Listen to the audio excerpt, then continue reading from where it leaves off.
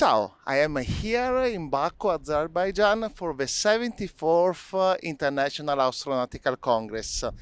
It's a very important, huge event for aerospace. I think the biggest one in the world.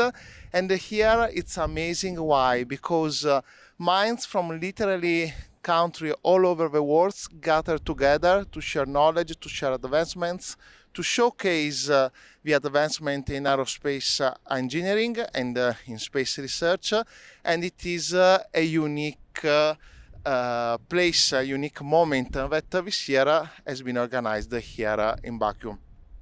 I'm presenting my work about 3D printed shields in Kevlar and carbon fibers. I will be also presenting my work about music in space.